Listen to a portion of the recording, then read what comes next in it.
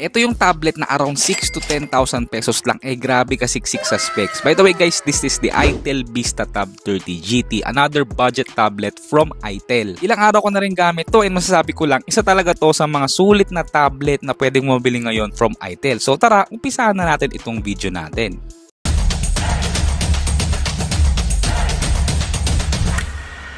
So may pinadala na naman sa atin si ITEL which is si Vista Tab 30 GT. I think papatok lang naman to guys kasi sa presyo niya talaga namang napakasulit na. So sa laman ng box, napaka basic lang din. Ito mismong unit and then syempre yung charging brick na 10 watts, charging cable, pinejector at syempre meron pa siyang kasamang case. Napansin ko lang guys sa mga design ng tablet ni ITEL ngayon napakasosyalin tignan. Hindi mo talaga mapapagkamala na talagang budget na tablet lang siya. Nagustuhan ko pala dito guys itong akin may dumating na rin na kasamang keyboard or Bluetooth keyboard. So talaga magagamit mo to lalo na sa mga students and may kasama na rin siyang pen o di ba? Budget tablet pero may kasama ng pen. So kung mahilig kang mag-drawing talaga magugustuhan mo tong tablet na to. Okay, so sa main specs naman meron itong MediaTek Helio G99 Ultimate na chipset which is optimized yan guys. Alam naman natin matagal na sa market pero optimized na yung chipset na yan. Meron 6 plus 12GB of RAM, 128 of internal storage, 11-inch IPS LCD na may 2K resolution at 90Hz screen refresh rate. Meron siyang 7,000 mAh capacity na battery and 8 megapixel main and 8 megapixel selfie camera. So sa official price nitong tablet na to guys, meron siyang 9,999 lang na presyo. Napakasulit na niyan pero yung kanyang early bird price guys 6,899 lang. So 'di ba presyong pamigay na yan. At ako guys na bilang isang tech reviewer, talagang unang-una kong tinitignan yung presyo niya. So sa presyo talaga ako bumabase at kung ganyan kasulit yung presyo niya hindi na ako magrereklamo. So sa build quality naman guys, napansin ko magaan tong tablet na to and masarap dalhin. So meron siyang glass front and ito pa, naka-aluminum back and aluminum frame and anipis lang niya, naka 7mm thin design lang siya. So sa kaliwa, andito yung kanyang dalawang speaker and then sa kanan, andito yung dalawa pang speaker at yung kanyang Type-C na port. So pagdating naman sa bandang baba, wala na tayong poproblemahin at malinis na lang siyang tignan. And then pagdating naman sa taas, andito yung kanyang volume rocker and power button. Pagdating naman sa tabi niya, andito yung mismong mic tapos dual hybrid SIM siya. It's either yung isang SIM SIM card or kaya naman SD card slot. And guys, ako na nagkasabi sa inyo, pag nahawakan nyo to in person, mukha talaga siyang premium na tablet. So sa usapang display, meron tong 11 inches IPS LCD, naka 90Hz of screen refresh rate, meron siyang 2K screen resolution at maganda yung pinuputos na color ng tablet na to. Yun nga lang, napansin ko naka widevine L3 lang siya. So hindi kayo makakanood ng mga full HD content sa mga streaming platforms, pero pwede naman kayo manood dito sa YouTube like for example hanggang 2K resolution. Well, para sa akin wala naman akong problema sa display niya bukod sa naka widevine L3 lamang kasi para sa akin yung 11-inch na display is talagang perfect size siya, napakadali lang yung dalhin guys. And meron to guys up to 500 nits of peak brightness. So aminin ko na sa inyo, medyo mahirap makita yung display niya pag direct sunlight or outdoors. Pero pag sa mga indoors lang naman, for example like cafes, pag gagawa lang kayo ng work nyo, no problem guys, wala naman akong problema sa kanyang screen brightness. So tinry ko tong tablet na to for video editing using CapCut and wala akong naging problema guys. Talaga naman enjoy ko mag-editing pag 1080p. Pero nung tinry ko yung 4K, medyo nakakaramdam ako ng konting lag pero hindi ko naman siya masyadong pinush na. So 1080p na lang yung inedit ko. And plus points pa dito guys meron tong pre-installed WPS Office. So yes, pwede kayong gumawa dito ng mga document nyo, presentation, spreadsheet. So talagang sulit na meron siyang pre-installed WPS Office kasi magagamit talaga yan ng mga students and syempre yung mga nagtatrabaho. So isa pang maganda dito guys meron na siyang mga naka-installed na apps for kids. So hindi na po problemahin ng mga mommies kasi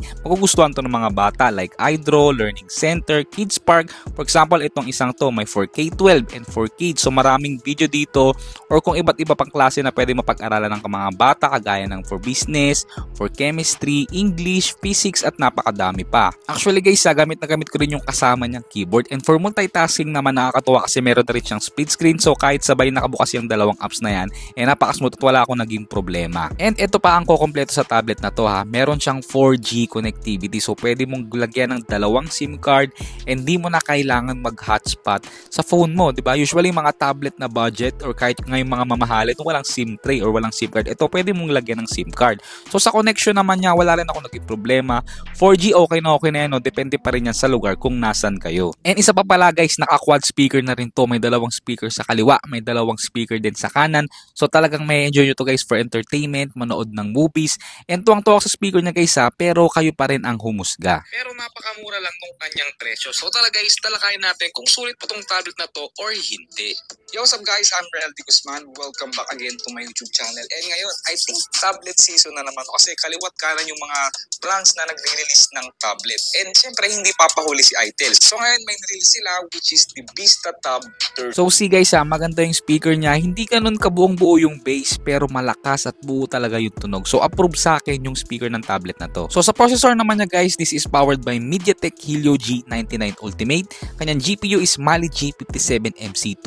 6GB of RAM na naka LPDDR4X na, 128GB of ROM na naka UFS 2.2 na. So good thing na naka UFS storage na siya. So mabilis dito yung pag-load ng apps at kung ano-ano pang gagamitin nyo. Usually kasi guys sa mga budget na tablet or smartphone naka eMMC lang. So maganda rito na naka UFS storage na siya. So sa usapang gaming naman guys kung magiging honest ako sa inyo, napansin ko dito halos lahat ng mga game na tines ko is hanggang medium graphics lang. So kayang-kaya naman niya laro at kaya ng mga Call of Duty Mobile. And huwag kayong mag-expect na todo dito sa tablet na to pagdating sa gaming.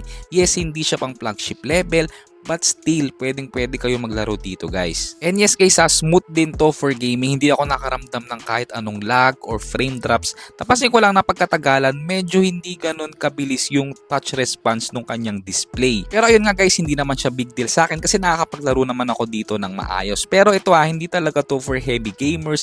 I think pwedeng-pwede lang to for mga casual or light games. Talagang may enjoy mo rin tong tablet na to. And sa Antutu benchmark, nagulat ako, umabot yung kanyang score up to 500,000 plus points. So okay na yung score na yan para sa tablet na to. And ito naman yung kanyang breakdown points. And ito guys dahil may kasama nga pala itong pen, na-enjoy ko rin mag-drawing dito. Pero ako personally hindi talaga ako mahilig or hindi talaga ako magaling mag-drawing kahit kaliwete ako. Ewan ko ba ako lang ata yung kaliwete na hindi magaling mag-drawing. So yun nga guys na-enjoy ko naman dito mag-drawing. Kung makikita nyo wala namang lag yung mismong pen or wala namang delay yung mismong pen sa display.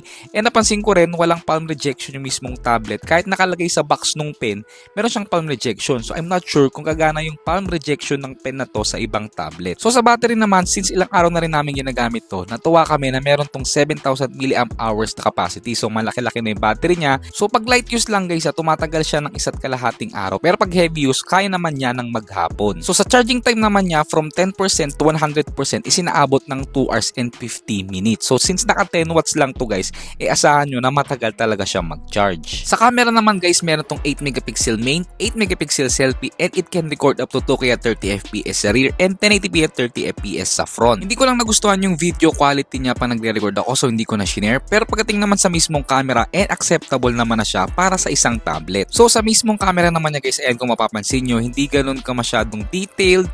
May mga noise din minsan pero kahit pa paano buhay naman yung color. So yung camera ng tablet na to is yung mga typical na camera lang sa isang tablet lalo na kung on a budget. So don't expect too much pero okay naman yung camera niya. So overall guys, eto masasabi ko sa tablet na to. Eto yung tablet na talaga naman kahit on a budget ka lang, talaga naman mabibigay sa'yo yung mga basic needs mo. For example, multitasking, for work or for studies, video editing, basic gaming, at napakadami pa. Malaki yung battery, malaki yung storage, and may SIM slot pa siya. So ito lang masasabi ko, talagang 100% marerecommend ko itong tablet na to. At ayun lang guys, maraming salamat sa inyong panonood. Kung nagustuhan mo tong video na to, give it a thumbs up. At syempre, wag na wag mong kakalimutan mag-subscribe.